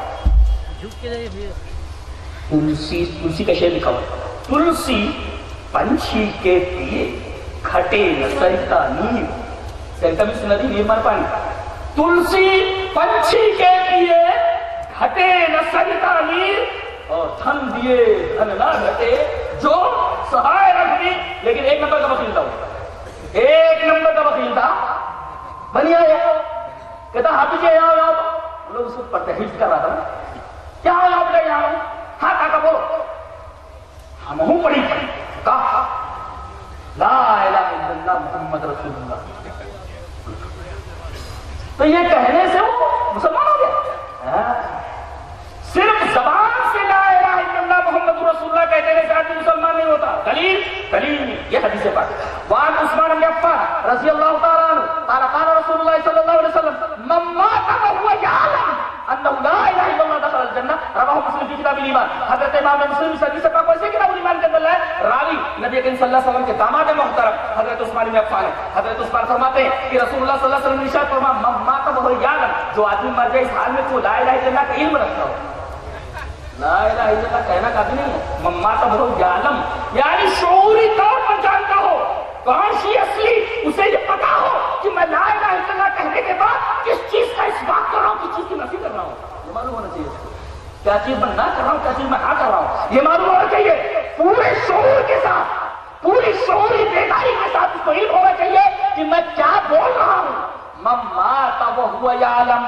جو مر جائے اس حال میں کہ وہ جانتا ہو، علم رکھتا ہو لا الہ الا اللہ کا، تب جنت میں داخل ہے۔ چلیے تو صرف زبان سے کہہ دینا کافی نہیں، اچھا علم بھی رکھنا ضروری ہے، تو لا الہ الا اللہ کا علم ہونا ضروری ہے کہ نہیں؟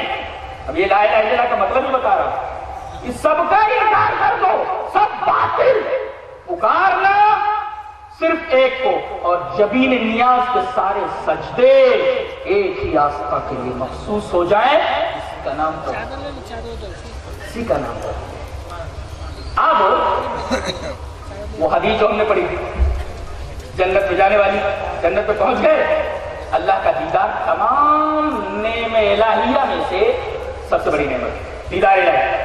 اچھا حضرت عائشہ فرما رہی جو کوئی تم سے کہے کہ نبی نے اس دنیا سے جانے سے پہلے جنت سے پہلے اللہ کو دیکھا، جھوٹ بولتا ہے، اس لیے تو قرآن ہے کہ کیا بولتی ہے لا تدرک الابصار، کیا آگے نہیں دیکھ سکتی، اور آگے فرمایا ومن حدثک انہ یعلم الغیب، اور کوئی اگر یہ عقیدہ رکھے، کوئی آدمی تم سے یہ بیان کرے کہ نبی کو غیب کا علم تھا، تو وہ بھی جھوٹ بولتا ہے، اس لیے کہ اللہ فرماتا لا یعلم الغیب الا اللہ، اللہ کے علاوہ کسی کو غیب کا علم نہیں۔ دیکھیے یہ حدیث پاک، تو پہلے ٹکڑے کے اندر معلوم ہوا کہ اللہ وہ ہے جو ابیکٹ ہے، جو دکھائی نہ دیتا ہو، اسی وجہ سے اللہ اپنے آپ کے بارے میں کیا فرماتا ہے، وہ لطیف الخبیر، لطیف کا مطلب جو دکھائی نہ دے، بالکل ایتھیریل جس کو بولتے ہیں، لطیف غیر مرئی، دکھائی نہ دے، انسین، جو نظروں سے اوجھل ہو، دکھائی نہ دے، ابیکٹ اس کو مطلب ویکتی، آپ کو اس وجہ سے کہا جاتا ہے اس لیے کہ آپ دکھائی دے رہے ہیں، اور ابیکٹ وہی ہے میا تتمدم سروم جگد ابیکت مورتنا اتستھانی بھوتانی نچاہم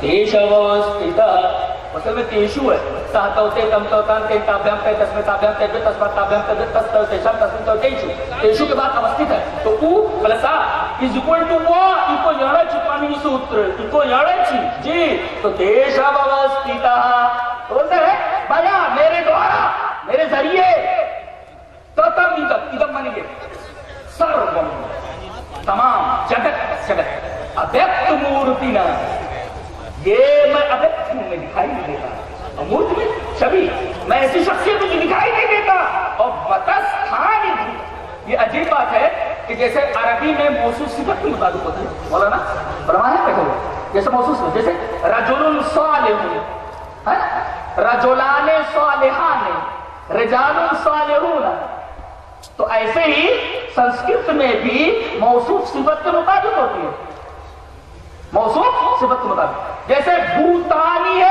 تو استھانی، بھوتانی استھانی، ایسا موصوف صفت کے مطابق ضروری ہے، اور مت مانے مجھ سے ساری بھوتانی، ساری چیزیں استھت ہے، نہ تیش وستھتا، میں اس میں استھت نہیں ہوں، ساری چیزیں مجھ سے، میں اس میں نہیں ہوں، تیشو میں اس میں نہیں ہوں میں، یہ مطلب ہے اس کا.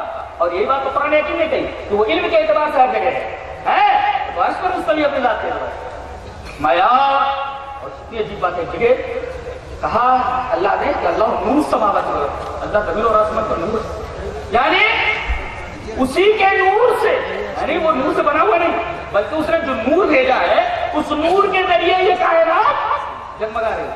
اگر اس کا نور نہ ہوتا جہاں بھی آپ روشنی دیکھیں یہ روشنی جو نظر آ رہی ہے ساری اسی کی عطا کرتا ہے، روشنی اسی نے بھیجی ہے.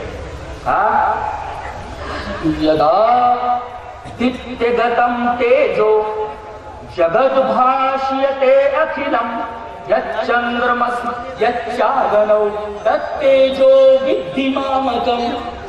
اس کا صحیح پروننسیشن ہے، جلدی جلدی نہیں، اس لیے کہ میں سمجھتا ہوں میں کیا بول رہا ہوں، ایک لفظ کے بارے میں مجھے علم ہے میں کیا بول رہا ہوں گریویٹی کے اعتبار سے. جی یدا دتی، آدت مانے سورج، اور آدتی سورج میں عجیب تو نہیں میں بھو مانے زمین، بھوئی زمین میں، تو یدا یت مانے جو، یت مانے یہ یمنونان این یا پیامنے اسما یا پیامنے اسما کیا پیامنے یس یوشان یس یوشان، تو یت یہ جان یت یہ جان نپنسک چیز. تو یت آدت یدا دتی، جو سورج میں گتم گیا ہوا، گتم چتپرتیو، جیسے گیتا گیتا گیتم گایا ہوا، ایک میسکولین ایک فیمنین اور ایک نیوٹر، جس کو ہم بولتے ہیں استری لنگ اور پروش، اور اسی طریقے سے نپنسک.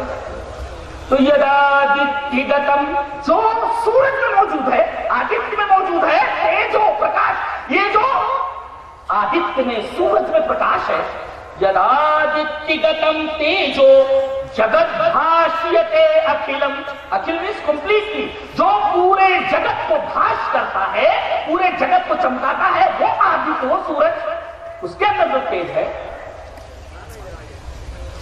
یچندرمس، جو چندرما ہے، یچاگنو، جو اگنی میں ہے، تتیجو، اس تیج کو، ودھیمامکم، جان لکھ لے رہا ہے اللہ نور السماوات والارض. اچھی بات کی ہے. اس کا مطلب یہ ہوا کہ کسی بھی کتاب کے اندر شرک کی تائید نہیں کی گئی، شرک کی دلیل موجود ہی نہیں، شرک بے دلیل بات ہے، بالکل بیسلیس نہیں ہے، اس کے اوپر کوئی دلیل موجود نہیں.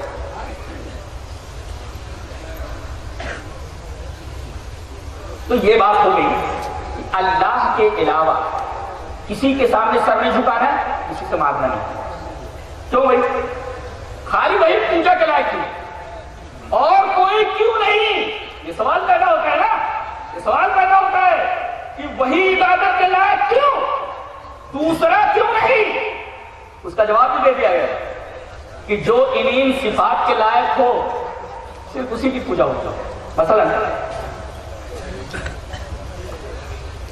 جو مر جائے وہ عبادت کے لائق نہیں.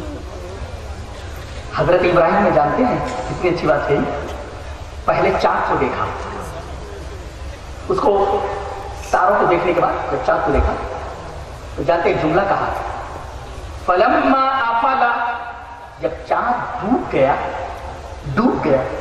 تو کہا لا احب الآفلین، میں ڈوبنے والوں کو پسند نہیں کرتا. جو ڈوب جائے وہ عبادت کے لائق نہیں ہوتا. کبھی آپ نے غور کیا اس جملے پہ؟ جو ڈوب جائے، ارے بھائی چاند کو دیکھا چمک رہا ہے، کہا یہ میرا رب. اب یہ رب جس کو بولا انہوں نے، اب یہ ڈوب گیا، فلما افلا، دکھائی دے رہا تھا ڈوب گیا. کہا جب ڈوب گیا چاند تو کہنے لگے لا احب الآفلین، میں ڈوبنے والوں کو پسند نہیں کرتا. یعنی جو ڈوب جائے اس کا ڈوبونے والا موجود ہے. بابا زمین کے اوپر چل رہے تھے، دکھائی دے رہے تھے، اب زمین کے نیچے چلے گئے، وہ بھی ڈوب گئے. لہٰذا جیسے جو چیز غروب ہو جائے، دکھائی دے رہی تھی، اس کے بعد دکھائی نہ دے تو وہ عبادت کے لائق نہیں ہوتی. ایسے ہی بابا زمین کے اوپر چل رہے تھے، اب دکھائی نہیں دے رہے تو لا احب الآفلین، میں ڈوبنے والوں کو چھپ جانے والوں کو پسند نہیں کرتا، کیونکہ ڈوب جائے میں پسند نہیں کرتا۔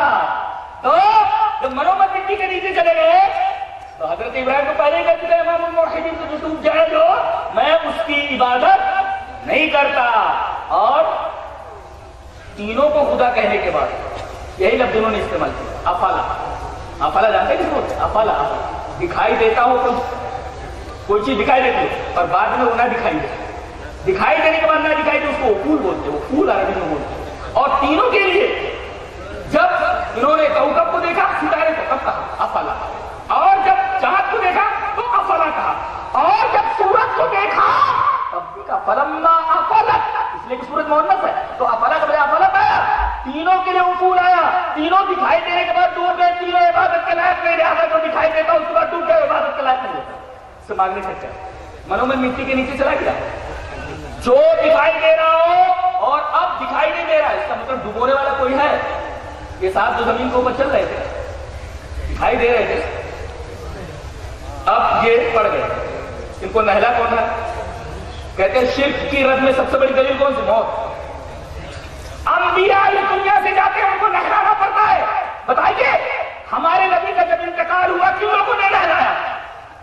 صحابہ نے نہلایا۔ آپ کے لیے قبر کھودی گئی کہ نہیں؟ حجرہ عائشہ میں کن لوگوں نے آپ کی قبر بنائی؟ اس کے اندر صحابہ نے بنائی نا۔ آپ کو قبر میں اتارا گیا، کن لوگوں نے اتارا؟ صحابہ کرام۔ آپ کے اوپر مٹی برابر کی گئی کدال سے، کن لوگوں نے مٹی برابر کی؟ صحابہ کرام نے۔ آپ دکھائی دیتے تھے، آپ دکھائی نہیں دے رہے، لہذا جب رسول چلا جائے اس دنیا سے وہی عبادت کا لائق ہوتا تو دوسرے لوگ عبادت کا لائق کیسے؟ اسی کا نام توحید ہے، اور آدمی اس کے خلاف جو کرتا ہے وہ شرک کا ارتکاب ہے۔ تو معبود کی سب سے بڑی صفت تو یہ ہے کہ وہ دکھائی نہ دے، تو اللہ دکھائی نہ دے، برابر؟ اس کو کسی نے دیکھا نہیں کہ وہ دکھائی دیتا ہوں کہ ڈوب جاتا ہوں، اسے دکھائی نہیں دیتا ہو وہی عبادت ہے۔ اور جو مرے نا، ایک بات بولو، سب سے بڑی سورت پورے قرآن میں کون سی؟ تو اس سے بڑی سورت کوئی نہیں، پورے اخلاص۔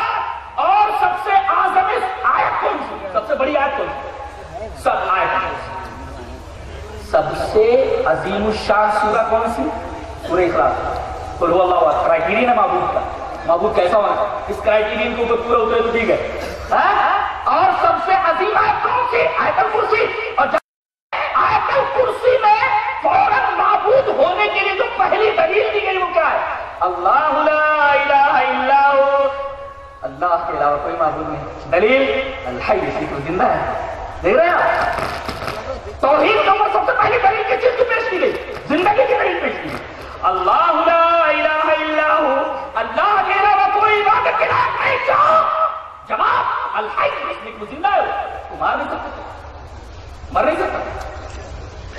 معبود وہی ہے، کیوں؟ اس لیے کہ وہ زندہ ہے، اس کے علاوہ کوئی زندہ نہیں۔ سب کی زندگی مستعار ہے، اللہ کے دینے سے ہوئی، اللہ کے دینے سے۔ جو دے، جس سے کوئی چیز چھین لی جائے وہ کیا کسی کو دے سکتا ہے؟ کچھ نہیں دے سکتا۔ دینے والا وہی جو ہمیشہ سے زندہ ہے، ہمیشہ رہے گا، اللہ لا الہ الا اللہ۔ اور یہی بات گیتا کے اندر بھی کہی گئی، بڑی پیاری بات کہی گئی، دیکھو، اوناشی تو تددی این سرومیدم تمم وناشم ابدیسیاس نکشت کر تمرہتی۔ سنتے ہیں کہ اوناشی، تو اوناشی ہے، تیرا ناش نہیں ہو سکتا، تو مر نہیں سکتا، تجھے موت نہیں آتی، دیکھئے۔ اور وناشم ابدیسیاس نکشت کر تمرہتی، تم پر کے تیرے مارنے کے لیے کوئی لائق ہی نہیں ہے کہ تجھے مار سکے۔ اللہ اکبر۔ جو مرتا نہ ہو، اس کو کوئی مار نہ سکے، وہ عبادت کے لائق ہوتا ہے۔ جو پیدا ہو اس کے بعد مر جائے وہ عبادت کے لائق ہوتا ہے۔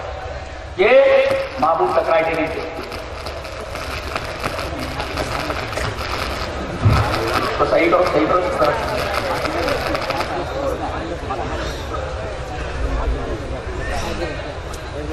اچھا، تو بات کہاں تک پہنچی؟ ہاں، بات پہنچی الحی۔ زبان سے لا الہ الا اللہ کہہ دے کافی نہیں،